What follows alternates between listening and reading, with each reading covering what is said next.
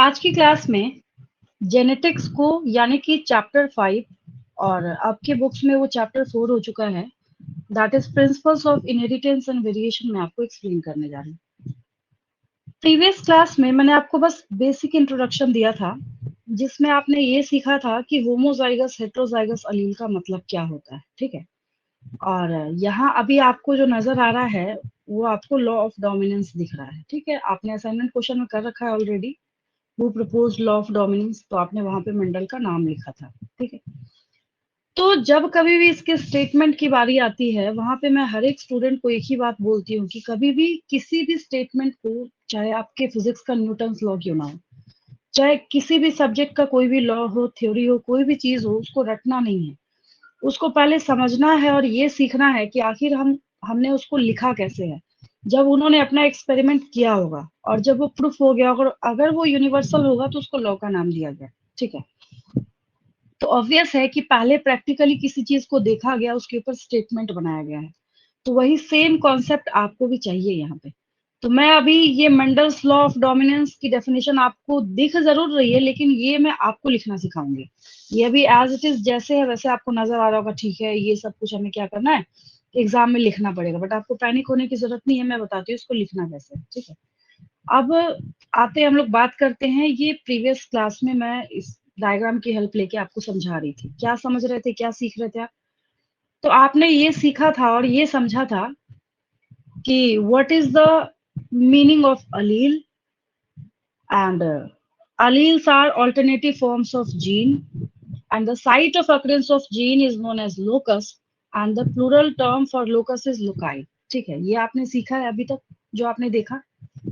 तो यहाँ पे ये जो आप सब कुछ देख रहे हैं, यहाँ पे ये जो सारी चीजें आपके सामने रिप्रेजेंटेड है, वापस अगर मैं आपको समझाने के लिए इसको रिपीट करूं, तो अलील जो आप यहाँ पे सामने देख रहे हैं, तो मैंने आपको ना कुछ क्वेश्चंस बताए थे जो आपको इसके डेफिनेशन को लिखते वक्त बहुत ही सावधानी से ध्यान देना है। वो क्या है? वो ये है कि अगर हम बात कर रहे हैं किसके बारे में, जीन के लोकस और लोकाई के बारे में, तो आपको सेम जीन को अगर आप एक लोकस पे देख रहे हैं, मेरा ये बोलने का मतलब है जैसे यहाँ पे बी मार्क है और ये स्मॉल बी है, it's capital B, it's small B.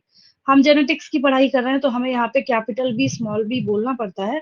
अगर कोई क्वेश्चन आपके सामने मैं डिक्टेट कर रही हूँ और मैंने बोला कि वहां पे ना मैं होमोजाइगस बता रही हूँ ना मैं हेट्रोजाइगस बता रही हूँ, तो मुझे वहां पे बोलना पड़ेगा capital B small B, capital B capital B, small B small B. Even हम लोग ब्लड ग्रुप के केस में भी इसको देखेंगे, ठीक है। तो पहली प्रिकॉशन मैंने आपको क्या सिखाई थी, लिखते वक्त क्या चीज आपको ध्यान रखनी है कि हम सेम पोजीशन के बारे में बात करेंगे। अब जैसे एज फॉर एग्जांपल आपके पास यहाँ पे कैपिटल बी स्मॉल बी सामने सामने बैठे हैं, अब यहाँ का हमने ले लिया और यहाँ मैंने एक अलील जो है यहाँ और इसके सामने यहाँ पे नेक्स्ट अलील दूसरे जीन का हमने ले लिया। अब अगर आप इसको और इसको देख रहे हैं, फिर तो वो डेफिनेशन गलत हो जाएगी। पहली चीज आपको ये याद रखनी है कि यहाँ पे क्या है, हमेशा किस चीज का ध्यान रखना है आपको, कि जो आप यहाँ पे डेफिनेशन लिख रहे हैं, चाहे आप होमोजाइगस अलील के बारे में बता रहे हो, चाहे आप हेट्रोजाइगस अलील के बारे में बता रहे हैं, तो लिखते वक्त सेम पोजीशन वहां पे जरूर लिखना है। देखिए, जब मैंने आपको प्रीवियस क्लास में इसके बारे में बताया था, तो मैंने यहाँ पे बोला था ऑन सेम पोजीशन जरूर लिखेंगे, ऑन सेम पोजीशन जरूर लिखेंगे, ठीक है। फिर यहाँ पे सिमिलर टाइप ऑफ अलील है, यहाँ पे डिसिमिलर टाइप ऑफ अलील है, ठीक है। इतनी बात अगर आपको समझ आ चुकी है, तो एक और चीज आपको समझने में आसानी हो जाएगी। क्या? अब आपको क्वेश्चन पेपर में एक क्वेश्चन देखने को मिलेगा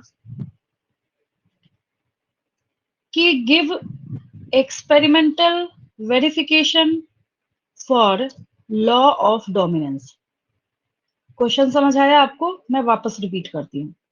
मैंने बोला कि आपको एग्जाम में क्या करना है, एक्सपेरिमेंटल वेरिफिकेशन देना है, ठीक है। सवाल ये उठता है कि इस क्वेश्चन का मतलब क्या है।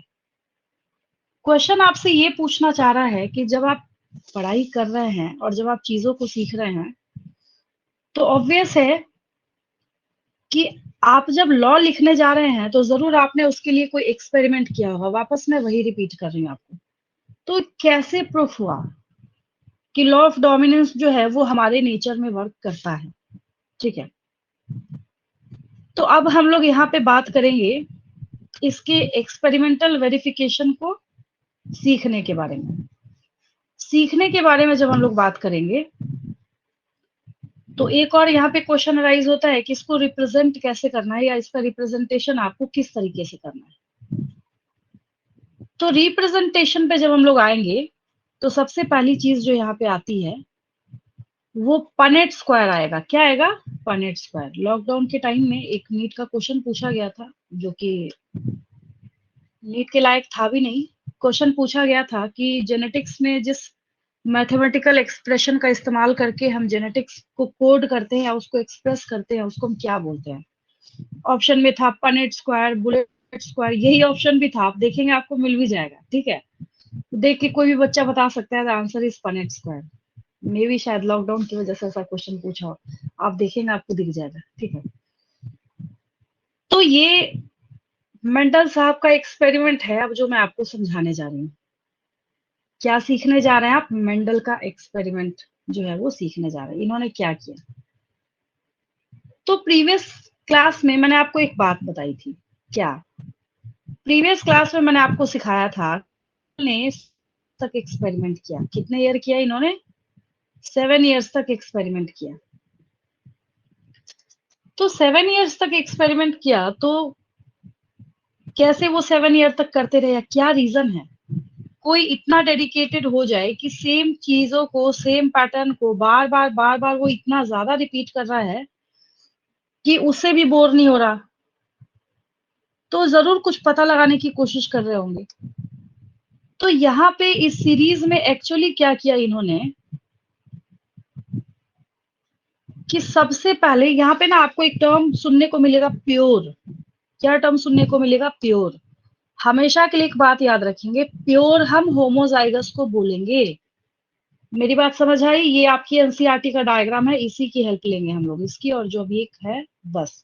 ज्यादा कुछ यहाँ पे आपको बहुत ज्यादा खिचड़ी बनाने की जरूरत नहीं है। देखिए ये है। तो अगर आपको बोला जाए प्योर टॉल, अब एक और चीज है, आपसे मैं एक क्वेश्चन पूछ रही हूँ कि अगर मैंने यहाँ पे लिखा प्योर टॉल, तो मैं बच्चों से क्वेश्चन पूछती हूँ कि हम प्योर टॉल लिखते हैं लेकिन हमें प्योर ड्वार्फ लिखने की क्यों नहीं जरूरत? बताइए। ये मैंने आपको पिछली क्लास में बताया, ये लिखना गलत है। अगर कहीं पे कोई प्योर ड्वार्फ लिख रहा है तो ये लिखना गलत है, क्यों? वाई? ये क्वेश्चन पूछ रही हूँ मैं आपसे। मैम रिसेसिव ट्रेट है इसीलिए। फिर से बोलेंगे, क्या बोल रहे हैं? मैम वो मैम वो रिसेसिव ट्रेट ट्रेट है है ना। इसीलिए। अच्छा, रिसेसिव, हाँ ठीक है, वेरी गुड। एक क्वेश्चन है इसके ऊपर, Which of the following feature only expresses itself in homozygous condition? जो मैं आज आपको लिखवा दूंगी, ये भी नीट का ही क्वेश्चन पूछा हुआ है। Ma'am recessive trait. हाँ ठीक है, वेरी गुड।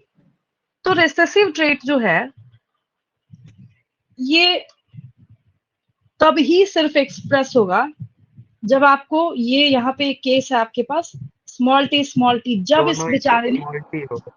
हाँ, तो इसको छोड़ के ना अगर हम कैपिटल टी स्मॉल टी की बात करें तो पूरे वर्ल्ड में, पूरे जेनेटिक्स में, उसमें ट्रॉली होगा हाँ, तो डोमिनेंट। इस बेचारे का बैड लक ये है कि ये कभी भी अपने आप को प्योर को छोड़ के दूसरे कंडीशन में एक्सप्रेस नहीं कर सकता।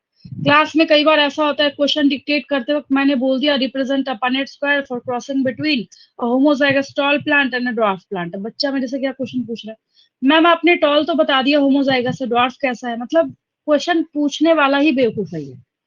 मैंने उसको तब, जब बच्चा पूछता है ना, मैं एक ही बात बोलती हूँ, इसका मतलब तुम क्लास में ध्यान से सुन नहीं रहे थे, मैं शुरू से जो एक्सप्लेन कर रही हूँ अभी तक। तभी मैं आपको बार बार रिपीट करके एक ही चीज एक्सप्लेन करने की कोशिश कर रही हूँ कि हमेशा पहले इस चीज को प्रिंट करके रखेंगे दिमाग में। होमोजाइगस जो ट्रेट है, होमोजाइगस ट्रेट की ये खासियत है कि ये सिर्फ और सिर्फ अपने आप को,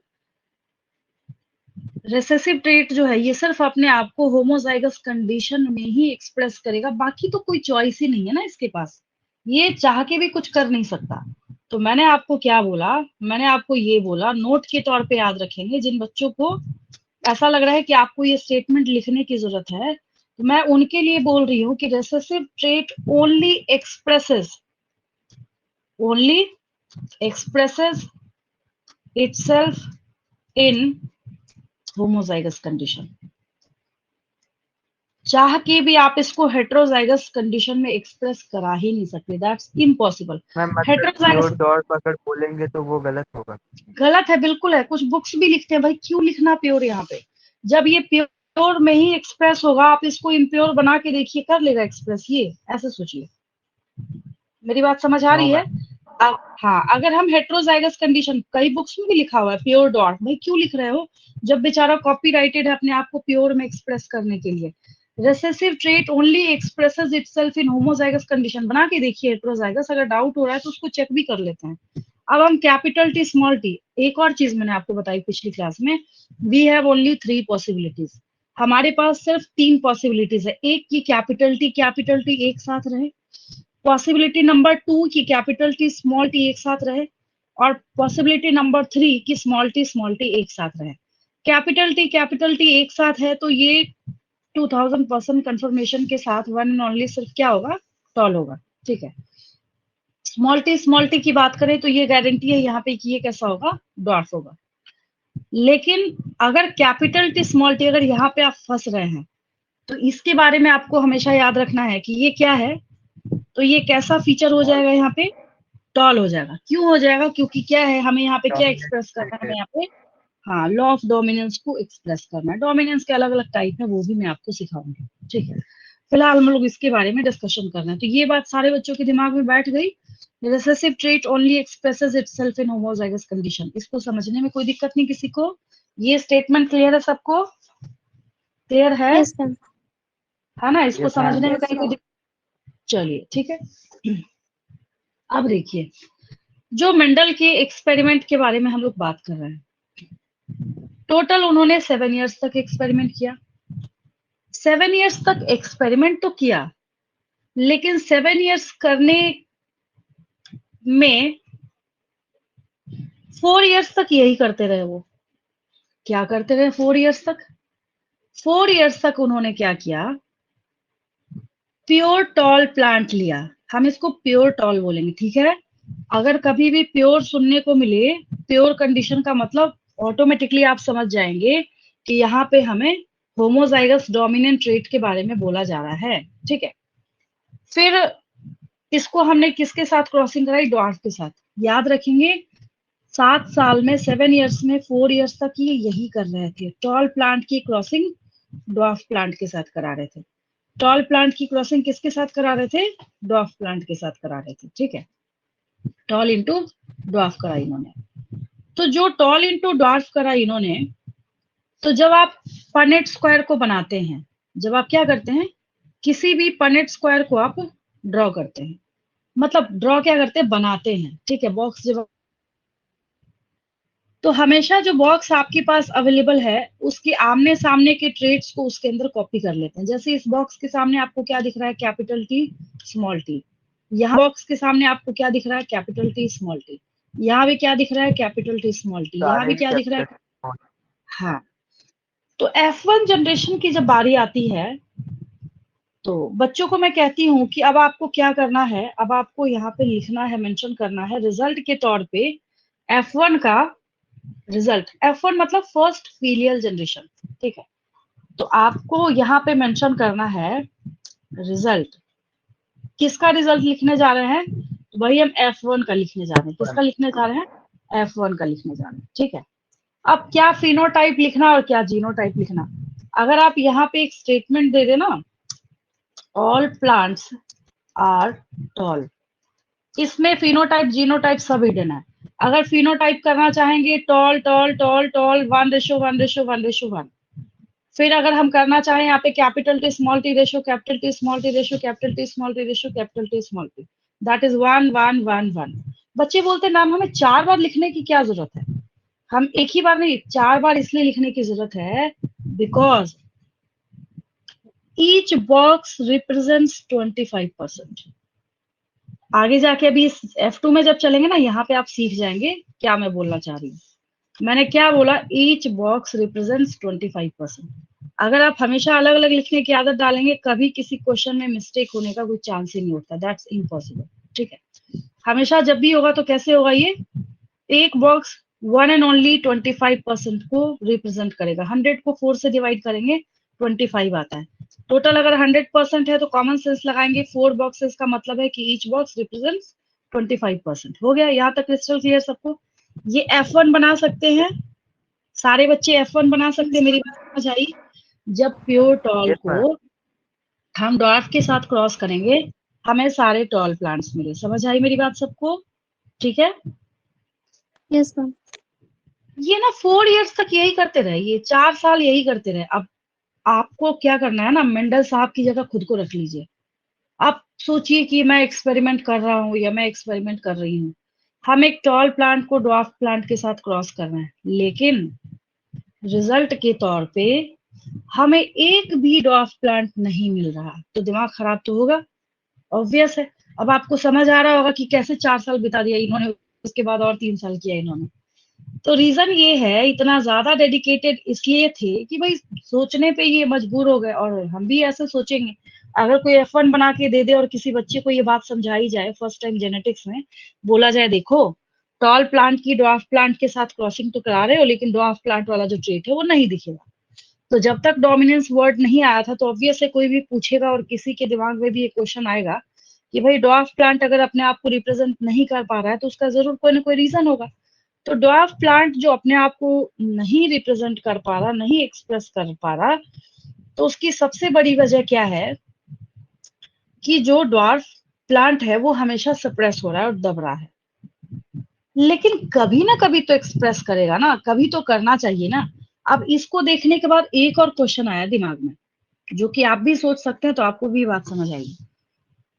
क्वेश्चन ये है कि जब टॉल प्लांट को ड्वार्फ प्लांट के साथ क्रॉस कराते हैं, और जब सारे प्लांट्स को टॉल ही होना है, तब तो हमारे पूरे वर्ल्ड से ड्वार्फ प्लांट्स खत्म हो जाने चाहिए थे।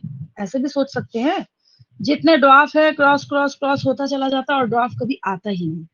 तो ऑब्वियस है कि एक और क्वेश्चन जो है वो हमारे लिए है यहाँ पे अवेलेबल, कि कभी ना कभी किसी न किसी कंडीशन में तो ड्वार्फ आता होगा ना, ये अपने आप को एक्सप्रेस करता होगा, जिसकी वजह से हम लोग क्या बोल सकते हैं कि हाँ भाई इस नेचर में ड्वार्फ प्लांट्स जो है वो अवेलेबल हैं। ऐसा भी नहीं है कि हम इसको वैनिश करके गायब करके रख दें पूरे लिविंग सिस्टम से, बोले कि अब इस पूरे नेचर में कभी ड्वार्फ प्लांट जो है वो होगा ही नहीं, टॉल टॉल के साथ क्रॉस करेगा, बस इतनी ही बात हो जाएगी, ओवर।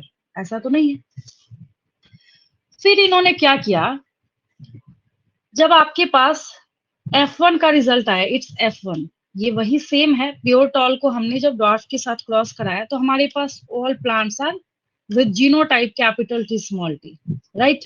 यही हमारे पास रिजल्ट आएगा, all plants are tall in F1 generation. ठीक है, अब यहाँ पे एक और बात आती है। अब इन्होंने बोला भाई हमने एक काम नहीं किया, या मैंने एक काम नहीं किया। क्या नहीं किया?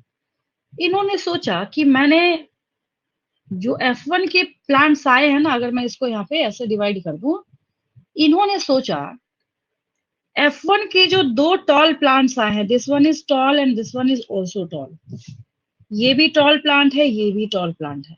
इन्होंने क्या बोला, जो मेरे पास टॉल प्लांट्स आए हैं, क्यों ना इन 2 टॉल प्लांट्स को आपस में क्रॉस करा के देखा जाए। अच्छी बात यह है कि दोनों के जीनोटाइप सेम टाइप के हैं, ऑल टॉल हैं। सबसे अच्छी बात क्या है, मेल है और इस साइड हम फीमेल रिप्रेजेंट करेंगे। Capital T small t males genotype and capital T small t is females genotype. इसमें कोई दिक्कत किसी को? फीमेल का जीनोटाइप क्या है? कैपिटल T स्मॉल t, इतना लिख सकते हैं, ठीक है। फीमेल का क्या है? Capital T small t, same है। अच्छी बात ये है। अब चलते हैं, कई बार बच्चे जब बनाना स्टार्ट करते तो करते क्या है, एक टेबल के सामने यहाँ भी कैपिटल T स्मॉल t लिख लिया,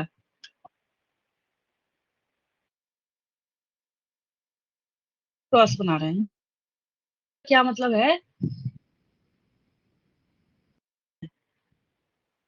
पिछले क्लास में मैंने 7 ट्रेट्स सिखाए थे। सिखाया क्या था? मैंने याद ही करा दिया था आपको, है ना। ये 7 ट्रेट्स जो है वो याद करा था आपने, बना के देखा था सबने, इस टेबल को यस मैम। बनाया था, हाँ बन यस गया था, है ना, बन गया था आपसे। Yes ma'am. तो हम जो ये पूरा डिस्कशन कर रहे हैं तो आसान है, तो इस वजह से हम सिर्फ ये स्टेम हाइट के बारे में डिस्कशन कर रहे हैं। जब एक साथ एक ही टेबल में दो गुण को, दो ट्रेट को, दो फीचर को लेके हम उसकी एनालिसिस कर रहे होंगे, जैसे आगे जाके मैं आपको डाइहाइब्रिड क्रॉस जो है वो सीड शेप और सीड कलर दोनों के साथ सिखाऊंगी, ठीक है। तो दो ट्रेट ले रहा है ना वहां पे, उसको हम बोलेंगे dihybrid cross. Inheritance of two genes, because one gene is responsible for expression of one character. आपके हेयर कलर के लिए एक जीन, आई कलर के लिए दूसरा जीन, स्किन कलर के लिए तीसरा जीन, समझ रहे हैं। उसके बाद अगर हम आपकी वॉइस टोन की बात करें, नेक्स्ट जीन।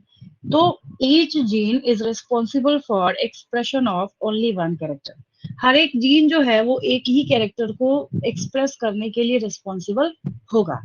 तो ऑब्वियस है कि अभी हम सिर्फ स्टेम हाइट के बारे में बात कर रहे हैं, सिर्फ यही देख रहे हैं, यही सीख रहे हैं। टॉल होगा, ड्वार्फ होगा, कब टॉल होगा, कब ड्वार्फ होगा, टॉल होगा तो टॉल क्यों हुआ, ड्वार्फ हुआ तो ड्वार्फ कब होगा, यही तो सीख रहे हैं हम इतने देर से, ठीक है। तो ठीक उसी तरीके से ये क्या है, पहली बात तो मोनो हाइब्रिड क्रॉस है। तो कभी भी गलती से भी पनेट स्क्वायर बनाते वक्त आप पहले क्वेश्चन में ये चेक करेंगे, भाई आपको टॉल अगर बोला जा रहा है तो tall is the kind of type of stem height, ये स्टेम हाइट का टाइप है, और डॉर्फ किसका टाइप है, स्टेम हाइट का टाइप है। तो हमेशा एक बॉक्स के ऊपर एक ही वन अलील लिखेंगे, ठीक है, क्योंकि हम क्या कर रहे हैं, मोनो हाइब्रिड क्रॉस की पढ़ाई कर रहे हैं। तो कभी भी मिस्टेक नहीं होगा इसको बनाते वक्त। फिर जब हम देखेंगे तो इसको जब आपको फिल करना है पनेट स्क्वायर को, तो फिल करते वक्त अब जैसे ये बॉक्स आपके सामने अवेलेबल है, इसके आमने सामने आपको क्या दिख रहा है, कैपिटल टी दिख रहा है और कैपिटल टी दिख रहा है। देखिए ये भी बता रही हूँ किस लिए। तो मैंने यहाँ पे कैपिटल टी लिख दिया, ठीक है। फिर आपको इस बॉक्स के सामने क्या क्या दिख रहा है, एक स्मॉल टी इधर से दिख रहा है और यहाँ से क्या दिख रहा है, कैपिटल टी दिख रहा है। Result becomes capital T small T. इस बॉक्स के सामने सामने क्या दिख रहा है, ऊपर दिख रहा है कैपिटल टी और इसके सामने इधर दिख रहा है small T, it becomes capital T small T. Last box, यहाँ से भी स्मॉल टी रिसीव करेगा, यहाँ से भी स्मॉल टी रिसीव करेगा। Trick number 1। दूसरी चीज, क्वेश्चन के आंसर को चेक करने के लिए कैसे चेक करें कि आपने सही बनाया है या नहीं बनाया। एक बॉक्स को उठाएंगे, जैसे कैपिटल टी स्मॉल टी है यहाँ पे।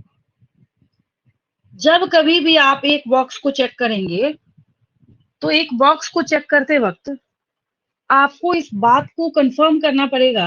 अगर हम इसको ऐसे डिवाइड करें, मैंने आपको डे 1 ही सिखा रखा है प्रीवियस लेक्चर में कि जो हर एक ऑफस्प्रिंग है वो 50% कैरेक्टर फादर साइड से रिसीव करेगा और 50% मदर साइड से रिसीव करेगा। तो आपको वहां पे ये चेक करना है कि इसका एक अलील जो है ना वो फादर साइड से होगा और दूसरा अलील मदर साइड से है या नहीं है। ये तो खैर इस कंडीशन में है। अगर हम होमोजाइगस के बारे में बात करें, कई बार ऐसा होता है कि बच्चे ये लिख के बैठे होते हैं, मैं मिस्टेक बता रही हूँ क्या मैं बोलना चाह रही हूँ। देखिए इस कंडीशन में होता है ये जो है ना, बच्चे क्या करते हैं, जैसे एक बॉक्स आपको यहाँ पे नजर आ रहा है, उन्होंने क्या किया, एक बॉक्स में ना ये दोनों कैपिटल टी लिख के बैठ गए गलती से, बाय मिस्टेक। क्यों बाय मिस्टेक, क्यों गलती हुई, कहीं कॉन्सेप्ट समझने में एरर आया होगा। कभी भी अगर किसी भी बॉक्स को चेक करना हो तो एक बार ना कंफर्मेशन के साथ इस बात को जरूर चेक करेंगे, क्या हमने जो पनेट स्क्वायर बनाया है उसमें हमने एक अलील फादर साइड का और दूसरा अलील मदर साइड का डाला है या नहीं, यस और नो। इससे भी आप रिजल्ट को चेक कर सकते हैं। यहाँ पे गारंटीड है कि जब भी एक पनेट स्क्वायर के एक बॉक्स को आप चेक करेंगे तो उसके पास एक अलील फादर साइड से होगा, दूसरा अलील उसके पास मदर साइड से होगा, ठीक है। ये हो गई। तो यहाँ पे जो F2 बना रहे हैं आप, ये क्या है, इट्स F2। ये जो आपको यहाँ पे देखने को मिल रहा है इट्स सेकंड फीलियल जनरेशन, तो हम लोग इसको F2 बोलते हैं। क्या बोलते हैं हम लोग इसको, F2 बोलते हैं। ये जो आपके पास यहाँ पे अवेलेबल है दैट इज F2 है ये, ठीक है। तो F2 में कैपिटल टी स्मॉल टी को आपने क्रॉस कराया कैपिटल टी स्मॉल टी के साथ, मतलब both are heterozygous tall plants, both are heterozygous tall plants, दोनों के दोनों कैसे हैं, हेट्रोजाइगस टॉल प्लांट्स हैं। तो जब ये हेट्रोजाइगस टॉल प्लांट है यहाँ पे, तो बोलने का ये मतलब हुआ कि अब इसको देख के आपको जीनोटिपिक और फेनोटिपिक रेशियो लिखना है। क्या लिखना है, जीनोटिपिक और फेनोटिपिक रेशियो लिखना है। इसी को देख के आपको नोट करना है, ठीक है। अब और एक और चीज है, आज के बाद से जेनेटिक्स चैप्टर में जब कभी आप किसी क्वेश्चन का आंसर प्रिपेयर करेंगे, आपको ये एक्सक्यूज नहीं देना हमारे क्वेश्चन पेपर में नहीं लिखा था, हमारे से टीचर ने नहीं पूछा, इसलिए हमने जीनोटाइप फिनोटाइप नहीं लिखा है। आपका एक होता ना कि वहां पे ऑटोमेटिकली पहले से ये इनबिल्ट है कि आपसे जेनेटिक्स का अगर कोई क्वेश्चन पूछा जा रहा है, आपसे टीचर पूछे या ना पूछे, आपको वहां पे फेनोटिपिक और जेनोटिपिक रेशियो अपने मन से लिखना है। तो हम लोग यहाँ पे पहले बात करेंगे फेनोटिपिक रेशियो। अब फेनोटिपिक रेशियो लिखे तो कैसे लिखे? तो फेनोटिपिक रेशियो को लिखने के लिए, फेनोटिपिक रेशियो मतलब एक्सप्रेस्ड फीचर्स का रेशियो बताना है, कौन कितना है, बस इतनी सी बात है यहाँ पे, ठीक है। तो फेनोटिपिक रेशियो बोलने का मतलब है इस पूरे बॉक्स में कितने तरह के फीचर आपको दिख रहा है? 2 ही दिख रहा है ना, तीसरा तो नहीं दिख रहा। तो ही टॉल दिख रहा है और ड्वार्फ दिख रहा है। मैंने ये तो नहीं बोला मीडियम हाइटेड है, 2 तरह के गुण दिख रहे हैं आपको, ठीक है। हम भी क्या करेंगे, यहाँ पे टॉल रेशियो ड्वार्फ लिख लेंगे बस। टेबल में 2 तरह का फीचर दिख रहा है सारे बच्चों को, हाँ। तो हमने क्या किया, टॉल रेशियो ड्वार्फ जो है वो लिख लिया, ठीक है। अब मुझे एक बात बताइए, टॉल कितना दिख रहा है सारे बॉक्स में? 3 टॉल प्लांट कितने हैं? हम 3 टॉल है। हाँ, किसी को कम ज्यादा तो नहीं दिख रहा? 3 ही दिख रहा है सबको, है ना। मैंने क्या किया, यहाँ पे 3 लिख दिया। उसके बाद फिर बारी आती है भाई, ड्वार्फ प्लांट कितना है? 1 1 एक ही है। एक ही है, हमने लिख दिया यहाँ पे 3:1। जाके नीट के क्वेश्चन पेपर में ढूंढ लीजिए, what is the phenotypic ratio of Mendelian monohybrid cross, और ब्रैकेट में F2 लिखा हुआ है। F2 का अगर आपसे फेनोटिपिक रेशियो पूछा जा रहा है, दैट बिकम्स 3:1। अगर आपसे F1 का पूछा जा रहा है, दैट बिकम्स 1:1:1:1, क्योंकि हर एक बॉक्स में क्या है, वहां पे टॉल प्लांट्स है with genotype capital T small T, ठीक है। हमने क्या किया, यहाँ पे फेनोटिपिक रेशियो जो है वो लिख लिया। अब यहाँ पे बारी आती है जेनोटिपिक रेशियो लिखने की। क्या लिखना है हमें? जेनोटिपिक रेशियो लिखना है। मैंने क्या बोला आपको, आपसे टीचर पूछे या ना पूछे, आपको अपने मन से मैम हो पनेट गया कर, 1:2:1 हो गया। हाँ जेनोटिपिक रेशियो 1:1 होगा। तो जेनोटिपिक रेशियो के बारे में अगर हम लोग बात करें, तो जीनोटिपिक रेशियो का मतलब होता है, अब आपको यहाँ पे इनका जेनेटिक मेकअप देखना है कि कहाँ पे किस तरह का अलील जो है वो प्रेजेंट है। कई बार ऐसा होता है जेनेटिक्स में बच्चे बैठ के फिनोटाइप जीनोटाइप रट रहे होते हैं, कभी नहीं रटना, नेवर। रटेंगे क्वेश्चन को चेंज किया जाएगा, आप मिस्टेक करके आएंगे। जो दिख रहा है उसको चुपचाप लिखते चलेंगे। चलिए, क्या क्या दिख रहा है? सबसे पहले क्या नजर आया आपको? यहाँ पे क्या दिख रहा है? What is this? आप बोलेंगे हमें कैपिटल टी दिखा, लिख दिया मैंने, ठीक है। फिर क्या दिखा आपको? आप बोलेंगे कि आपको कैपिटल टी और स्मॉल टी दिखा, लिख दिया मैंने। फिर क्या नजर आया आपको? स्मॉल टी दिखा, मैंने लिख दिया, ठीक है। अब इसके बाद जब और ध्यान से देखेंगे, अगर मैं आपसे क्वेश्चन पूछूं कि एक बात बताओ, यहाँ पे कैपिटल टी कितने प्लांट है? मैम एक 1 है। एक ही है, मैंने एक लिख दिया। कोई डाउट इसमें किसी को? नहीं। अगर मैंने आपसे क्वेश्चन पूछा कि एक बात बताएंगे, कैपिटल टी स्मॉल टी कितना है? 2 2। है, ठीक है। फिर मैंने आपको एक बोला या पूछा आपसे कि एक बात बताएंगे, ड्वार्फ प्लांट कितना है? 1 1। 1 है, मैंने लिख दिया। ये आपका तैयार हो गया फिनोटिपिक रेशियो और जीनोटिपिक रेशियो, है ना। आपने क्या किया, आप जाके फिनोटिपिक रेशियो और जीनोटिपिक रेशियो जो है उसको आपने यहाँ पे तैयार कर लिया और आपने यहाँ पे नोट कर लिया है, ठीक है। सेम मैम यही ऊपर वहाँ पर ड्वार्फ लिखा है तो वो तो गलत बात है ना। क्या बोल रहे हैं? हाँ, ये नहीं मैम ऊपर लिखेंगे। वहाँ पर पूरे dwarf ये में- जो, हाँ ये यहाँ पे लिखा हुआ ना, इसको लिखने की कोई जरूरत नहीं है। ये जो है ना, यहाँ पे जो प्योर लिखा है, यहाँ पे प्योर लिखने की कोई जरूरत नहीं है। बहुत सारे बुक्स में, अब जैसे ये गूगल में इमेज एक अवेलेबल था, मैंने टाइम सेव करने के लिए आपको यहाँ पे रिप्रेजेंट किया था। इसको कोई जरूरत नहीं है लिखने की, there is no any requirement of writing pure term here, ठीक है। यहाँ पे कोई जरूरत नहीं है प्योर व्योर लिखने, भाई ड्वार्फ बेचारा ऐसी प्योर है ना। कौन प्योर करेगा इसको, ठीक है। ये अपने आप automatically by birth he pure बन के आया है, ठीक है। तो यहाँ पे आपको लिखने की कोई जरूरत नहीं है। अब मैंने जो यहाँ पे आपको ये फिनोटिपिक रेशियो और जीनोटिपिक रेशियो लिखा है, ऐसे ही बिल्कुल प्रिंट करके आएंगे एग्जाम में। मिस्टेक नंबर 1 आपने लिखा फेनोटिपिक रेशियो 3:1। अब अगर मैं, मतलब क्या है बोलने का, आप ऐसे लिखते हैं एग्जाम में, मिस्टेक भी मैं बता देती हूँ आपको, देखिए।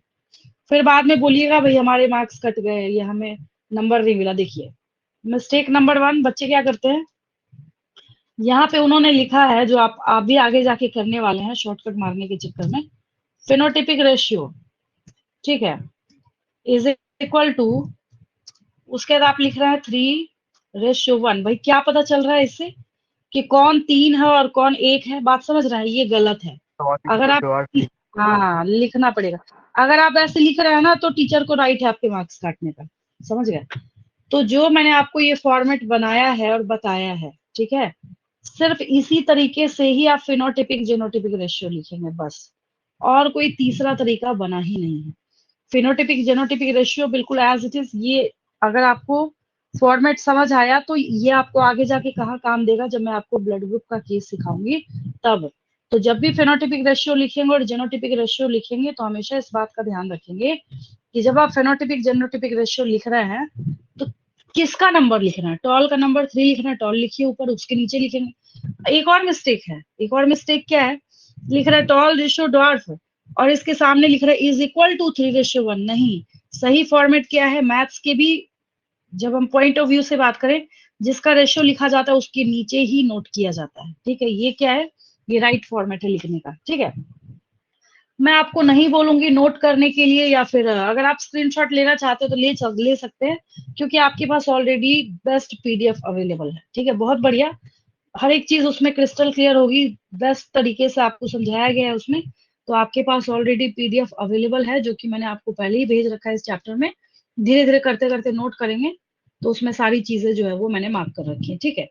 अब ये आपकी एनसीईआरटी बुक के हिसाब से यहाँ पे बहुत ही बढ़िया है, रिप्रेजेंटेशन में कहीं कोई दिक्कत नहीं, कोई एरर नहीं है। बस इसने टेबल को थोड़ा सा ऐसे टिल्ट करके बना लिया, कोई दिक्कत नहीं, बुराई नहीं है इसमें, ठीक है। आप इसको सीधा करके बना सकते हैं जैसे अभी भी आपने देखा, ठीक है। ये है आपके पास, phenotypic ratio becomes tall ratio dwarf is 3:1. Genotypic ratio is capital T 1, capital T small t 2, small t 1, ठीक है। चलिए, अब मैं आपके लिए क्वेश्चन लिख रही हूँ, जहां F1 बैठे हैं। का रिजल्ट क्या लिखना पड़ेगा? क्या? F1 का रिजल्ट लिखना पड़ेगा एग्जाम में? बिल्कुल लिखना पड़ेगा, बिल्कुल लिखेंगे एग्जाम में, जब आपको पूछा जाएगा तो जरूर लिखेंगे, ठीक है। हमेशा लिखे, F1 जैसी बनाया है तो आप उसका रिजल्ट जरूर लिखेंगे, ऑल पांच एट ऑल, ठीक है। आपको, जब मैं बच्चों को पढ़ाती हूँ ना, एक बात बोलती हूँ, जब एग्जाम की शीट लिखनी है ना, सब्जेक्टिव एग्जाम में, सब्जेक्टिव एग्जाम में आपको ये सोच के और ये मान के अपनी शीट को लिखना है कि आप एग्जामिनर को उस टॉपिक को सिखाने जा रहे हैं। जब ये सोच के लिखेंगे ना, और सही सही लिखा है आपने, घर जाके श्योर होके सो जाइए कि भाई अब हमारे ना 100 आउट ऑफ 100 आने वाले, ठीक है। तो जैसे मैंने आपको सिखाया तो मुझे लिखना पड़ा, तो आपको भी वहां पे क्या करना पड़ेगा, इसको मेंशन करना पड़ेगा, ठीक है। बात समझ आई? अब चलिए क्वेश्चन लिखिए। एक क्वेश्चन नोट करेंगे, रिप्रेजेंट a Punnett स्क्वायर। यहाँ पे पनेट जो है ना, पर्सन का नाम है ना, इसलिए हमें इसको कैपिटल से लिखना पड़ेगा, पी। इन्होंने ही पनेट स्क्वायर दिया था तो अपने नाम पे इसका नाम इन्होंने पनेट स्क्वायर रख दिया। Represent a Punnett square for crossing between. अब देखिए, क्रॉसिंग बिटवीन, अगर मैंने यहाँ पे बोला ना between both heterozygous tall plant, बच्चे कहते हैं मैम मेल कौन सा है फीमेल, भाई कॉमन सेंस लगाएंगे, तीसरा कोई टाइप तो आने वाला है नहीं यहाँ पे। एक मेल होगा एक फीमेल होगा, मैंने दोनों को वही बोल दिया है। क्वेश्चन समझ आ गया? बनाइए फटाफट। Represent a Punnett square for crossing between both heterozygous tall plants. समझ गए? चलिए बनाइए।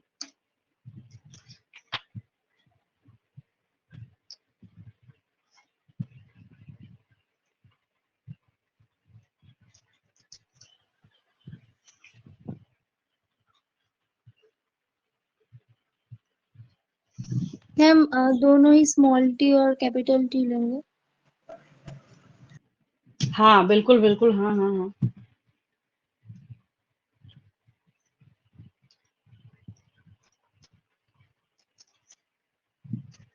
मैम ऊपर में फादर का लिखेंगे और नीचे में मदर। हाँ, उसको ना मतलब ऐसा भी लिख सकते हैं, ऊपर मदर का नीचे फादर का, कोई दिक्कत नहीं है, यहाँ पे दोनों ही सेम है। बट जनरली होता है, जो हैंड प्रैक्टिस ऑलरेडी होती है ना पर्सन की, वो हमेशा यही होती है कि अपर वाले कॉलम को मेल देते हैं और नीचे वाले कॉलम को फीमेल देते हैं। समझ गए? कोई दिक्कत नहीं है उसमें।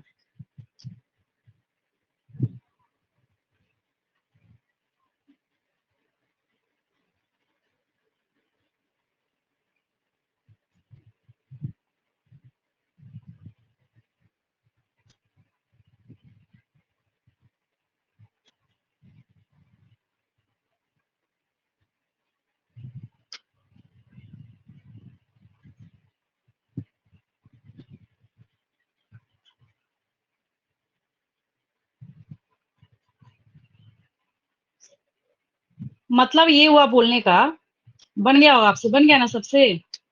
बन गया यस मैम। है ना?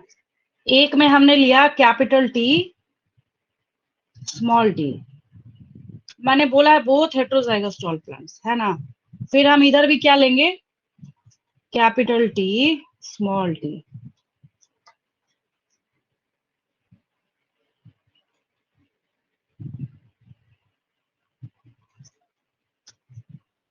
चलिए चलिए, क्या आएगा इस बॉक्स में?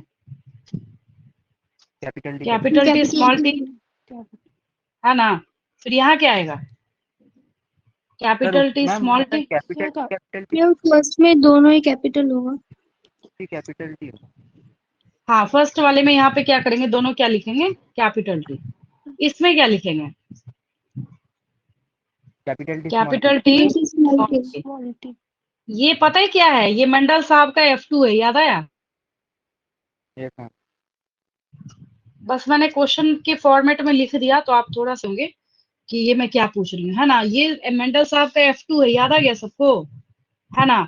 और यहाँ पे क्या करेंगे? हमने एक साइड में मेल लिया है, मेल का सिंबल डाल देंगे, और एक साइड में हमने क्या किया? यहाँ पे फीमेल लिया है, तो यहाँ पे क्या करेंगे हम लोग? फीमेल का सिंबल डाल देंगे, बस, और कुछ नहीं करेंगे, यही करेंगे हम।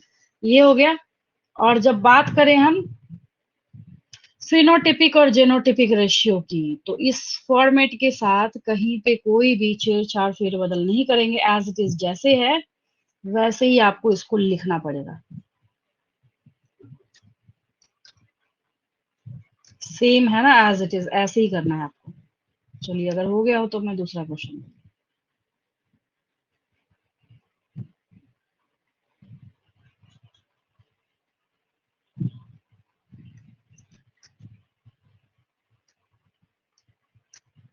ये रहा, समझ गए? ये है क्वेश्चन का आंसर, मतलब solution plus phenotype and genotype. ठीक है, समझ आई मेरी बात? आपसे यस क्वेश्चन मैम। ये पूछा गया 3 मार्क्स का एग्जाम में, और आंसर ये लिखा आपने। ठीक है, ऐसे as it is same photocopy ऐसे ही बनेगा। नेक्स्ट क्वेश्चन दूं मैं? Yes yes ma'am. मैम। चलिए नेक्स्ट पेज पे चलता हूं।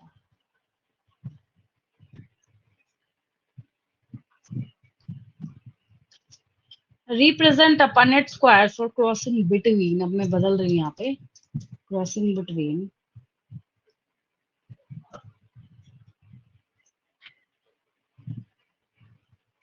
हेट्रोजाइगस, हेट्रोजाइगस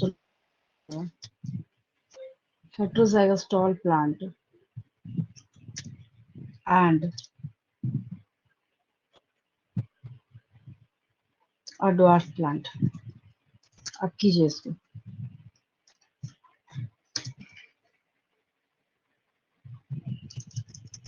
मैम मतलब एक हेटेरोजाइगस होगा और एक ड्वार्फ होगा। हाँ, बस ये है। मैम हो गया। बन गया? क्या रेशियो आया? 2:2। हाँ ठीक है, वेरी गुड।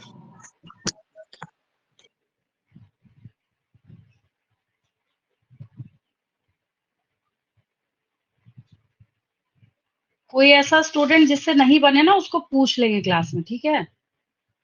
नहीं अभी समझ आएगा, आगे दिक्कत हो जाएगी फिर।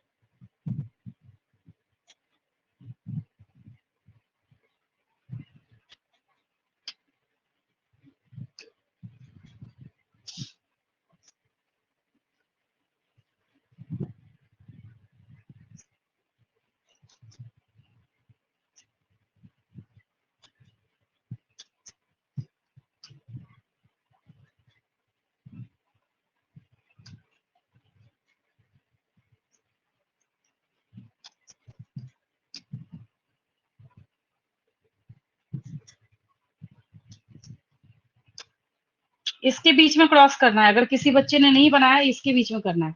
क्या क्वेश्चन पूछ रहा है आपसे? हेट्रोजाइगस टॉल प्लांट पूछा ना इसने, तो हम लोग क्या करेंगे, हेट्रोजाइगस टॉल प्लांट लिख देंगे यहाँ पे। अंडर ड्वार्फ प्लांट, तो ड्वार्फ प्लांट हम मेंशन कर देंगे यहाँ पे। ठीक है, बात समझ आई? अब क्या करेंगे, इसका रिजल्ट बना देंगे फटाफट, है ना। तो आपके सामने क्या रेशियो आएगा अगर हम फेनोटाइप की बात करें तो देखिए, एक आपके फिनोटाइप पास क्या हो गया यहाँ, हाँ capital T small T as it is जैसे दिख रहा है इसको रहने दीजिए। नेक्स्ट आपको क्या दिख रहा है यहाँ पे, बोथ आर स्मॉल टी यहाँ रहने दीजिए। ठीक है, फिर क्या दिख रहा है नेक्स्ट आपको, क्या दिख रहा है, it becomes capital T small T, सामने सामने जो दिख रहा है उसको हम लिखते जाएंगे। ठीक है, देन फिर क्या दिख रहा है आपको यहाँ पे, small T it's, small T. है ना। तो अब आपके पास यहाँ पे क्या हो गया, जब फिनोटिपिक रेशियो की बात करेंगे तो यहाँ पे टॉल जो है, हाँ यहाँ पे टॉल प्लांट कितने हैं, तो 2 है। ड्वार्फ प्लांट कितने हैं, तो 2 है। तो हम लोग यहाँ पे मार्क करेंगे, लिखेंगे इसमें जो, फिनोटाइपिक रेशियो भी 2:2 ही है। हाँ बिल्कुल, है ना, बिल्कुल यहाँ पे फिनोटिपिक रेशियो इज, आप जैसे फॉर्मेट है वैसे ही लिखेंगे, टॉल रेशियो ड्वार्फ। ठीक है, टॉल कितना नजर आ रहा है, इसको काट के 1:1 भी हो सकता है अगर आप नीट के एग्जाम में बैठे, सब्जेक्टिव में तो खैर लिखना है, नीट के एग्जाम में बैठे तो इसको क्रॉस करके 1:1 भी हो सकता है, वो भी सही है, उसमें भी कोई दिक्कत नहीं। अगर वो तो ऑप्शन से कैच करेंगे आप, अगर आपको 4:1, 3:1, 1:1 दिया है तब क्या सही होगा, ऑब्वियस है, कॉमन सेंस लगाएंगे आंसर मिल जाएगा, 1:1 है ना। तो ये भी तैयार करके रखेंगे। फिर मैंने यहाँ पे लिखा जीनोटिपिक रेशियो। फिनोटाइपिक भी 1:1। अब इसको पहले वाले केस की तरह जबरदस्ती 3 लिखने की जरूरत नहीं है, यहाँ पे आपके पास 2 ही टाइप के जीनोटाइप अवेलेबल हैं, that is first type is capital T small T and the second type is small T. ये आपको पता है, कैपिटल टी स्मॉल टी के हाँ, तो ये भी कितना है, ये बेचारा भी 2 है, 2:2 तो यहाँ पे 2 कर दीजिए इसको, 2:2। चलिए, बन गया। जिन बच्चों से, बहुत अच्छी बात है, अभी तक मेरे ख्याल से सारे बच्चों को समझ आ गया होगा। कई बार होता है एक क्वेश्चन करने के बाद कुछ बच्चों को बनाने में एरर आता है, दिक्कत आती है, लेकिन अब समझ आ गया होगा मेरे ख्याल से, ये बन गया सबसे। देखिए मैम और एक पॉसिबिलिटी, लास्ट लीजिए। हाँ देखिए मैं बताती हूँ पॉसिबिलिटी ना, इसकी 3 पॉसिबिलिटीज है। ठीक है, पॉसिबिलिटीज 3 क्या है, एक पॉसिबिलिटी कौन सी थी, जब मैंने आपको प्योर टॉल प्लांट को डॉर्फ प्लांट के साथ क्रॉस कराया था, क्या था वो बताएंगे उधर से, एक मेल लिखेंगे और इधर फीमेल लिखेंगे। जब मैंने प्योर टॉल को डॉर्फ प्लांट के साथ क्रॉस कराया था तो वो F1 था मंडल साहब का, याद है ना। फिर मैंने आपको ऐसे ही चेक करने के लिए मैंने सोचा याद है या नहीं याद है बच्चों को, ये मैंने F2 का क्वेश्चन दे दिया, ये दूसरी पॉसिबिलिटी थी, इट्स पॉसिबिलिटी नंबर 2। ठीक है, थर्ड पॉसिबिलिटी क्या थी, तीसरी पॉसिबिलिटी ये थी कि आपको एक हेट्रोजाइगस टॉल प्लांट दे दिया जाए और एक आपको क्या दे दिया जाए, डॉर्फ प्लांट दे दिया जाए। तो यहाँ पे टॉल इज टू डॉर्फ करके जितनी पॉसिबिलिटीज थी वो मैंने आपको यहाँ पे मेंशन कर दी। अब एक दूसरा तरीका क्या है क्वेश्चन आंसर करने का यहाँ पे, तो दूसरा तरीका ये है कि आपको सीड के कलर के ऊपर भी क्वेश्चन जो है वो दिया जा सकता है। क्या बोलने का मतलब हुआ, अब ये नहीं कि अब एक चले गए हैं रट्टाफिकेशन करके और फिर अगर आपको बदल दिया गया क्वेश्चन तो आप उसमें कंफ्यूज कर गए, पता नहीं हमें तो मैम ने ये कराया ही नहीं, हमें तो पता ही नहीं इसको करना कैसे है। ठीक है, तो देखिए मैं एक आपको बदल के भी करना सिखाती हूँ, यहाँ तक तो क्रिस्टल क्लियर हो गया। इस क्वेश्चन की 3 पॉसिबिलिटीज है, मैंने आपको तीनों पॉसिबिलिटीज सिखा रखा है। मैंने आपको बोला था ना, मेरे जेनेटिक्स कराने के बाद ना कहीं से ना एक पिन पॉइंट मात्र भी क्वेश्चन आपसे मिस नहीं होगा, सारे क्वेश्चंस आप ढूंढेंगे। आप देखिए क्वेश्चन को बदल के अगर मैं दूसरा फॉर्मेट आपसे पूछूं, आपको नीट क्वेश्चन नहीं मिलेगा, फिर आप पूछेंगे फिर क्या पूछा जाएगा हमारे से, क्वेश्चन यही है, क्या चेंज हो जाएगा या क्या ऐड हो जाएगा इसमें, सो भी सुन लीजिए। मैम देखिए इन मैं भी इन यहीं पे, तरीकों से मैम ड्वार्फ प्लांट और ड्वार्फ प्लांट में भी तो हो सकता है ना। बिल्कुल हो सकता है, लेकिन उसको देने से क्या फायदा, ड्वार्फ प्लांट तो बहुत सुपर इजी हो गया ना, सारे स्मॉल टी बेचारे के पास कोई वहां मॉडिफाई पे होगा। है ही नहीं। हाँ इसीलिए, अब देखिए इस क्वेश्चन में अगर मुझे चेंज तो नहीं बोल सकती, अगर मुझे इसको नीट का क्वेश्चन बनाना तब क्या हो जाएगा, ये mention the percentage of dwarf plants. आप मैम बताइए क्या होगा। 50%। वेरी गुड, क्या हो जाएगा? आपको ऑप्शन में लिखा रहेगा 25, हाँ 25%, 50%, 0%। जीरो भी होगा। जीरो कब होगा पता है? जीरो तब होगा जब मैं इस क्वेश्चन में पूछ लूं, ये जो पहले वाला क्वेश्चन है, अगर मैं यहाँ आपसे पूछ लूं या नहीं, मंडल साहब का जो F1 वाला केस है, मतलब F1 प्योर वाला टॉल प्लांट की, हाँ प्योर टॉल प्लांट की, अब ये केस है। मैंने आपको क्वेश्चन दिया क्वेश्चन पेपर में, represent a Punnett square for crossing between homozygous tall plant and a dwarf plant and mention the percentage of dwarf plant. जिस बच्चे का जेनेटिक्स से कोई रिश्ता नाता नहीं है ना, जिसने कभी पढ़ा ही नहीं है, यह जो रट के गया है, सोचेगा अच्छा टॉल और ड्वार्फ की करा रहे हैं, चलो ठीक है। अगर रिसेसिव भी है तो 25% तो होगा ही, लेकिन नहीं, जीरो है। क्या है ये? आया इसमें एक भी ड्वार्फ प्लांट? नो इस मैम। F1 एक भी ड्वार्फ मैम प्लांट दो मिला नहीं, था आपको ना, है ना? चार तो ही तो यहाँ उसमें पे, टॉल है। हाँ तो यहाँ पे नीट के एग्जाम में ऑप्शन होगा आपके पास 0, 25%, 75%, 100%। तो क्या आंसर करेंगे? 0%। जीरो को टिक करेंगे वहां पे, समझ गए? अब जैसे क्वेश्चन का फॉर्मेट एक और था, वो भी मैंने सिखा दिया आपको। देखिए परसेंटेज यहाँ पूछ रही थी मैं आपसे, ये रहा, ये रहा, ठीक है। तो ड्वार्फ प्लांट्स यहाँ पे कितने हैं? 50% है। कितने हैं? 50%। हाँ तो क्वेश्चन मैंने लिखा है, तो क्वेश्चन में ऐड किया, तो मैं यहाँ पे ऐड कर देती हूँ। So the percentage of dwarf plants is 50%, है ना? 50%।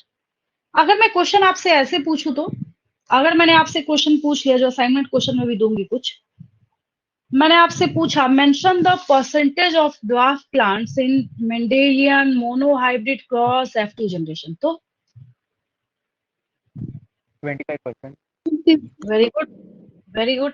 समझ गया ना, क्योंकि 3:1 का रेशियो था वहां पे, है ना? तो जिसकी वजह से परसेंटेज क्या हो जाएगा वहां पे? ओनली 25% बचेगा। हाँ मैं एक और क्वेश्चन आपको मैम देने की बात टॉल कर, होगी 75%। हाँ ठीक है, टॉल अगर पूछा जाएगा तो 75%। परसेंटेज भी निकालना सीख गए आप लोग, तो ब्लड ग्रुप वाले क्वेश्चन में ना आपको बहुत फायदा होगा, इसका बेनिफिट मिलेगा। ठीक है, चलिए क्या बचा? हाँ मैंने बोला था अब थोड़ा सा एक ट्रेट बदल के दे के देखती हूँ आपको। चलिए मैं सिखा देती हूँ कि उसके जो जीन्स है उसको कैसे रिप्रेजेंट करेंगे, सो तो मैं बता दूंगी आपको। देखिए पहले, चलिए जरा क्वेश्चन अभी नहीं कॉपी करेंगे, 1 मिनट मैं पहले चेंज कर दूं इसको। मैंने यहाँ पे बोला represent a Punnett square for crossing between, अब देखिए मैं क्या करते हैं यहाँ पे,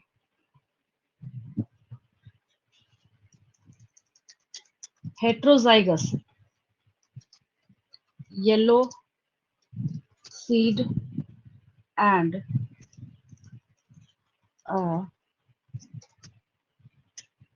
ग्रीन सीड। अब चलिए पहले मुझे ये क्वेश्चन का आंसर देंगे।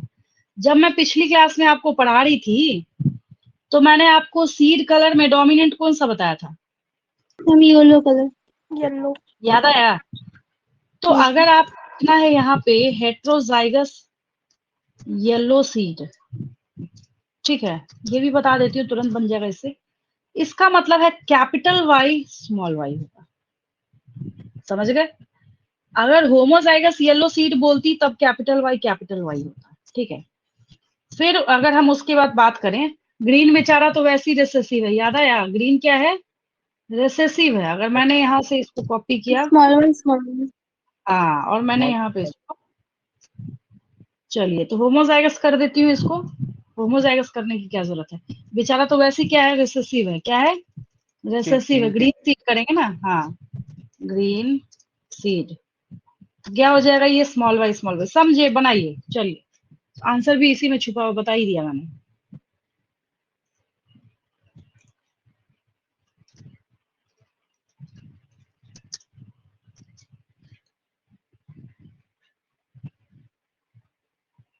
Yes ma'am. बन गया ना? मैम 50% रेशियो में आएगा। बस सेम जो अभी आपने टॉलनेस वाला बनाया ना, वही हाँ सेम मैम केस। वही।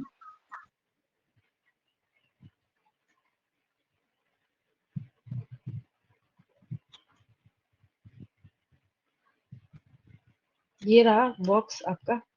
चलिए बोलते चलिए उधर से, अब आप बनाएंगे और मैं फिल करूंगी यहाँ पे। मैंने बोला है हेट्रोजाइगस येलो सीड, क्या लिखूं इस बॉक्स में? Capital capital Y. वाई, यहाँ क्या लिखना है? Small Y. Small small Y. Y, ठीक है, यहाँ हम लोगों ने मेंशन कर दिया स्मॉल वाई। ये रहा, यहाँ क्या लिखूं मैं? Small Y, small Y. फिर यहाँ भी हो जाएगा स्मॉल वाई। ठीक है, देन अब आपको यहाँ पे जीनोटाइप साफ साफ दिख रहा है ना? क्या आएगा इसमें genotype? Capital Y, small Y, ठीक है, वेरी गुड, बना दिया मैंने यहाँ पे कैपिटल वाई स्मॉल वाई। यहाँ भी क्या हो जाएगा? स्मॉल वाई, स्मॉल वाई, यहाँ आपको दिख रहा है स्मॉल वाई स्मॉल वाई। यहाँ क्या नजर आ रहा है आपको? कैपिटल वाई, स्मॉल वाई, ठीक है, ये रहा। फिर यहाँ क्या नजर आ रहा है आपको? Small Y, small Y. चलिए ठीक है, वेरी गुड। ये सेम यही केस है, देखिए जो मैंने अभी आपको टॉलनेस वाला बता रखा था ना, ये देखिए मैम ये फिनोटाइप रहा। पे वहाँ पर ब्लूइश टू ग्रीन लिखे हैं। है ना, ये है ना, पूरा सेम है क्वेश्चन। Yes ma'am. बस क्या चेंज करा मैंने यहाँ पे? जीनोटाइप लिखने का तरीका बदल दिया, और कुछ चेंज नहीं है यहाँ पे।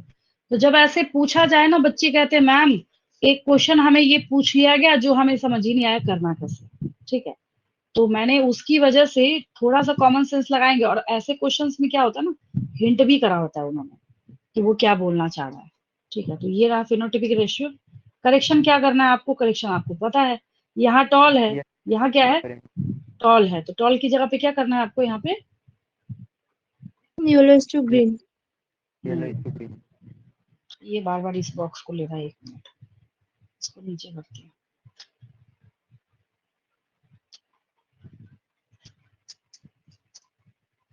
It's yellow and it's green.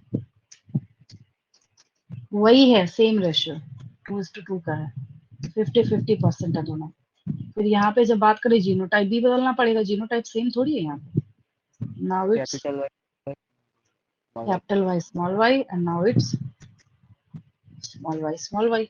बिल्कुल क्रिस्टल क्लियर है, कभी जीनोटाइप लिखने में, रिप्रेजेंटेशन में गलती नहीं करेंगे। ठीक है, ये आपका क्या हो गया, ये क्वेश्चन भी मैंने आपको तैयार करा दिया।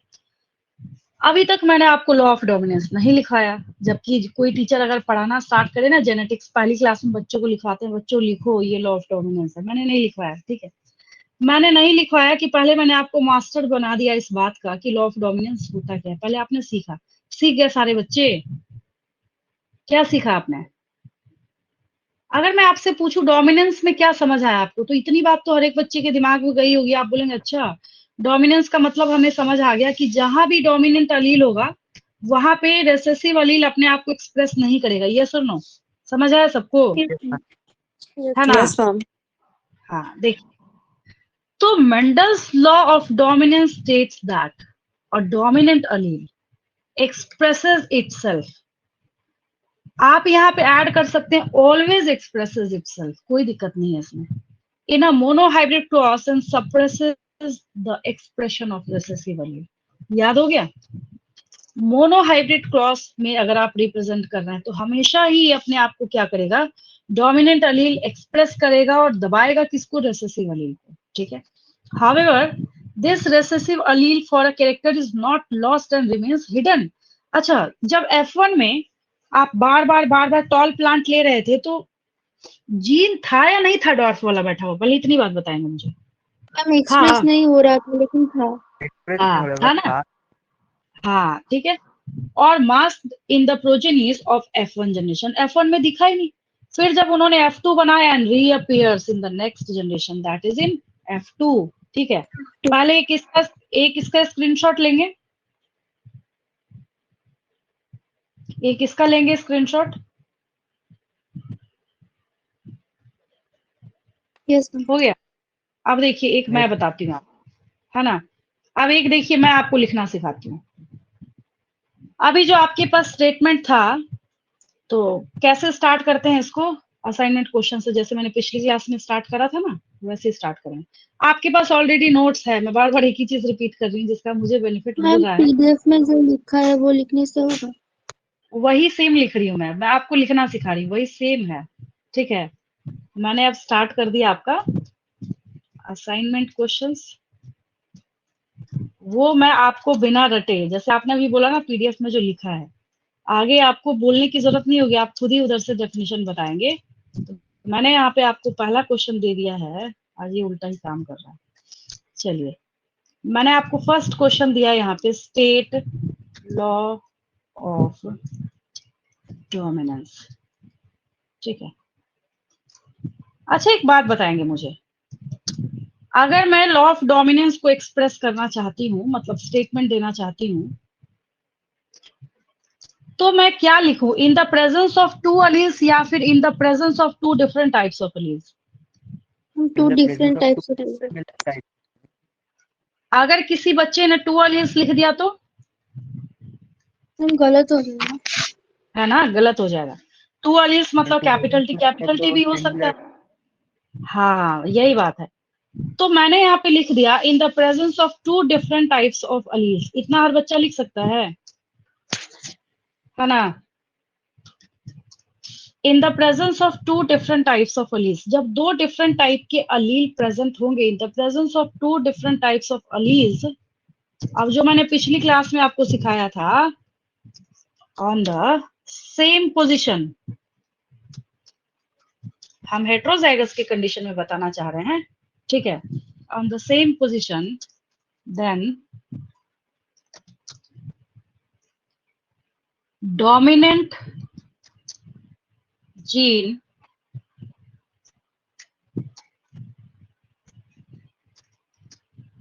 always, expresses itself. हाँ, always expresses itself। कोई दिक्कत इसमें? डोमिनेंट अलील हमेशा ही अपने आप को एक्सप्रेस करेगा। देन डोमिनेंट अलील यहाँ पे, हाँ, And यहाँ पे suppresses the अलील हो जाएगा, यहाँ पे अलील हो जाएगा, जीन नहीं होगा, क्या होगा? अलील होगा, तब ज्यादा एक्यूरेट होगा।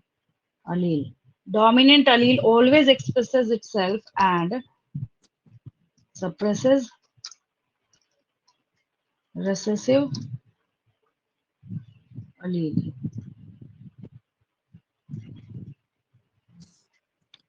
is called law of dominance. याद हो गया सबको? मैंने बोला था ना मैं याद करा दूंगी पिछली क्लास में आपको।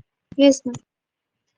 आगे और क्वेश्चंस करने में आपको इंटरेस्ट आएगा जैसे जैसे आप इसको सीखते जाएंगे। इस चैप्टर की खासियत यही है, अच्छा समझ आए तो पढ़ने में मजा आएगा, नहीं मन लग रहा है मतलब आपको समझ नहीं आ रहा है। ठीक है, ये आपने लॉ ऑफ डोमिनेंस सीखा है, इस पेज का स्क्रीनशॉट लेंगे, आगे बढ़ रही हूँ मैं। ठीक है, ज्यादा इसमें कंजेस्टेड करने से क्या फायदा, नेक्स्ट पेज पे फिर लिखेंगे।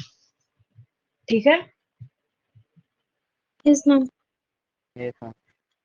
चलिए second question.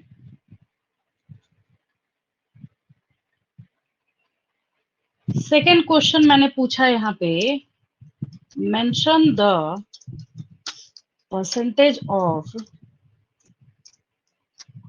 tall plants in monohybrid. लिखना पड़ता है, कोई दिक्कत नहीं है, बट फिर भी लिखना पड़ता है। डाइहाइब्रिड क्रॉस अलग है, मोनोहाइब्रिड क्रॉस अलग है। Mention the percentage of tall plants in monohybrid cross of Mendelian. Mendel साहब ने जो चीज बनाया है दिया है उसमें मेंडेलियन लगेगा। Of Mendelian F1 generation. 100%। 100%. कितना होगा? 100%। 100%. Very good. किसी बच्चे को कोई डाउट इसमें? हम लोग F1 की बात कर रहे हैं जहां पे ऑल टॉल प्लांट्स आए थे। ठीक है, तो 100% भी लिखेंगे और with in bracket all All all plants. Tall plants, plants. बस ये भी लिखेंगे। क्रिस्टल क्लियर हो गया? परसेंट भी साथ का साथ लिखना सीख गए आप। और देखिए नेक्स्ट क्वेश्चन,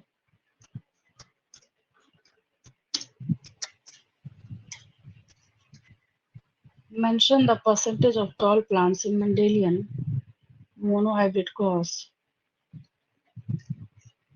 F2 जनरेशन। आप बताइए। 75%। Very good. 75। चलिए, कितने इंटेलिजेंट हो गए आप लोग। 75%।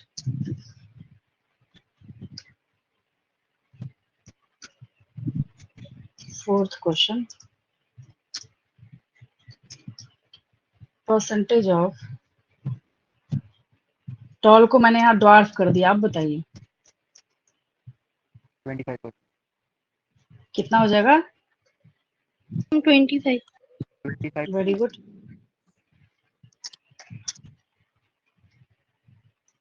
25%।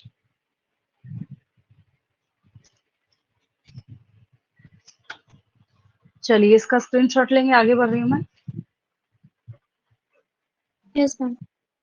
हो गया, आगे देखिए।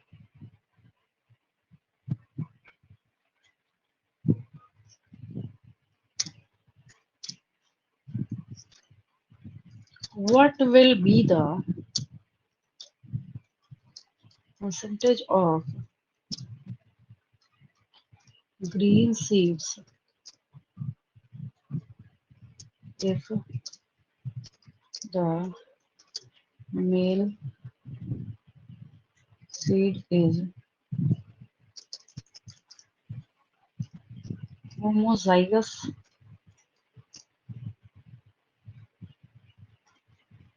yellow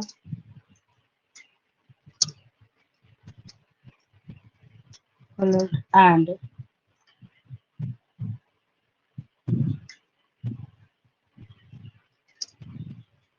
female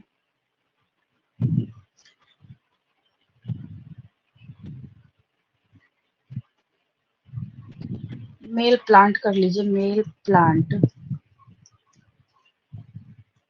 contains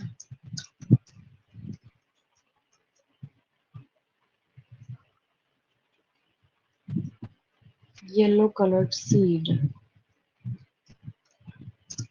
and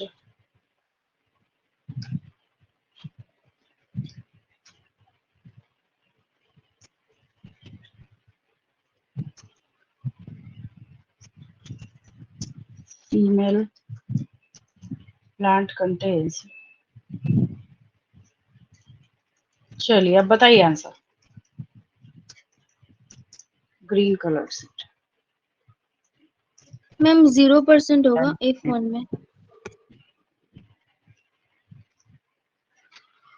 F2 में 25%। F1 में 0। F2 भी देखिए, जब कभी ऐसा क्वेश्चन पूछा जाए ना, एक चीज देखेंगे ध्यान से हमेशा।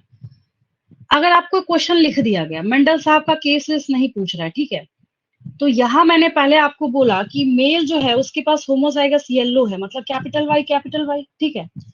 और जेनेटिक्स में क्रॉस के लिए ना हम मल्टीप्लीकेशन, जो ऐसे ऐसे गुणा लिखते हैं ना हम लोग, ऐसे, इसकी बात मैं नहीं कर रही, जो ऐसे लिखते हैं ना हम लोग, ये सिंबल दिया जाता है, ठीक है। तो हम यहाँ पे क्या कर रहे हैं, इस कैपिटल वाई की क्रॉसिंग कर रहे हैं हम लोग, किसके साथ, स्मॉल वाई के साथ, ठीक है। तो F1 F2 की चिंता अब नहीं करनी है आपको। आपको सिर्फ क्या करना है, मैंने किसका पूछा है, ग्रीन सीड का पूछा है, वही सेम केस है जहां मैं डॉट्स का पूछ रही थी F1 में, याद आया। तो 0% है। तो इस क्वेश्चन के 0% आंसर में पहले आपको पूरा बनाना है, और बनाने के बाद फिर आपको रिजल्ट लिख देना है। मेरी बात समझ आई, ठीक है। ये तो मैंने यस। समझाने के लिए एक क्वेश्चन आपने कर रखा है, इसको घबराने की जरूरत नहीं, लेकिन ताकि आपको जैसा क्वेश्चन पूछा जाए उस हिसाब से जीनोटाइप लिखने की प्रैक्टिस हो जाए, इसलिए मैं आपको ऐसे क्वेश्चंस दे रही हूँ, ठीक है। Answer is, all seeds are yellow in colour. हाँ, सब येलो कलर्ड हो जाएंगे, ठीक है। अब अगर इसी क्वेश्चन को मैं चेंज कर दूं यहाँ पे, देखिए सेम है। What will be the percentage of yellow seeds, अब बताइए। 100%।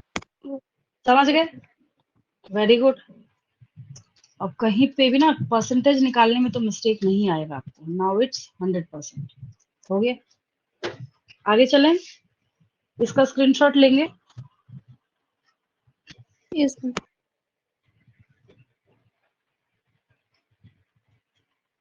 Seventh question,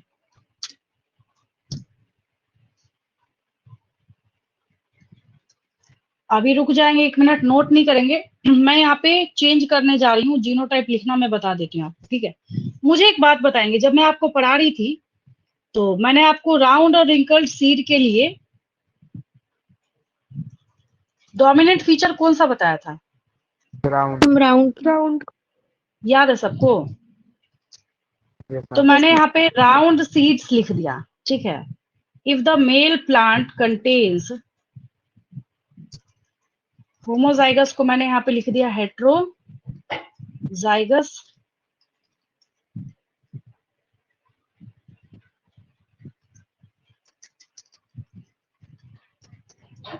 heterozygous round seed and female plant contains, यहाँ तो होमोजाइगस हेट्रोजाइगस करने की चिंता ही नहीं है, यहाँ क्या हो जाएगा? Wrinkle seed. रिंकल्स 50-50% होगा। मेल प्लांट यहाँ पे क्या है? वेरी गुड, हेट्रोजाइगस है, तो परसेंटेज यहाँ पे क्या हो जाएगा? किसका पूछ रहे हैं? सिर्फ राउंड का पूछ रहे हैं ना, तो यहाँ पे 50%। बना जरूर लेंगे इसको। हाँ, ये नहीं कि आप भी 50% लिख के छुट्टी कर लें, आपको बनाना है इसका पनेट स्क्वायर। मैं तो सिखा रही हूँ आपको, जो मैंने आपको आज क्लास में प्रैक्टिस कराया है, आपको वो सीखना है यहाँ पे, ठीक है। चलिए अगला क्वेश्चन, बहुत परसेंटेज निकाल लिया आपने। What are alleles? अब नीट के एग्जाम का इससे रिलेटेड जितना परसेंट वाला क्वेश्चन होगा सब करके देखेंगे, सवाल ही नहीं उठता एक क्वेश्चन भी मिस हो जाए। हाँ, अलील्स चाहे तो आप लिखिए parts of gene. Alternative forms of gene. हाँ, alleles are alternative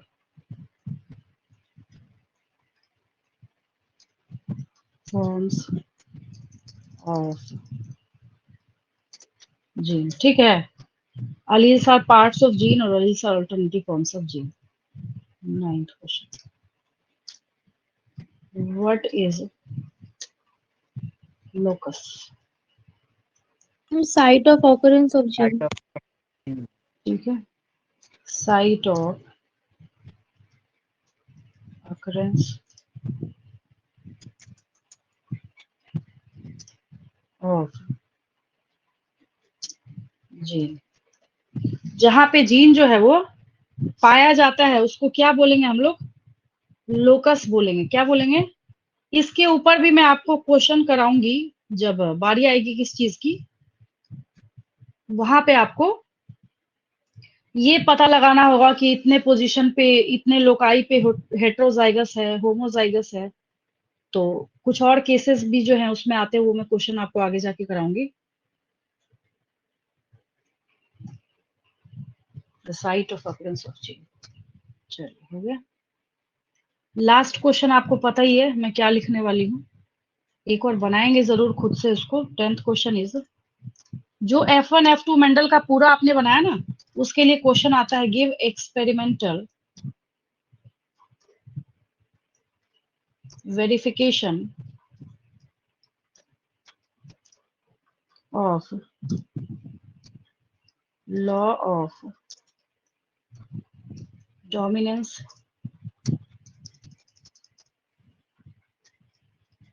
with the help of suitable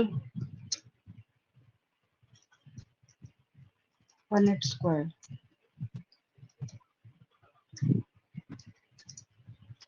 चलिए इसको बना लेंगे। पता है क्या करना है इसमें, जो मैं आपको क्लास में, हाँ लिखेंगे और हाँ, F1 F2 जो है वो पूरा का पूरा आपको बना लेना है। मतलब जो आपने सीख रखा है दोनों का दोनों रिप्रेजेंट भी करना है, और F1 F2 जो है आपको बना भी लेना है। ये आपको पूरा बनाना है इसमें, ठीक है। ये क्वेश्चन का आंसर है। और एक F1 के बाद रिजल्ट के तौर पे आप लिखेंगे क्या? All plants are tall. ये काम आप जरूर करें, ठीक है। आज की क्लास बिल्कुल क्रिस्टल क्लियर सबको, कहीं कोई डाउट नहीं समझने में? No ma'am. No ma'am.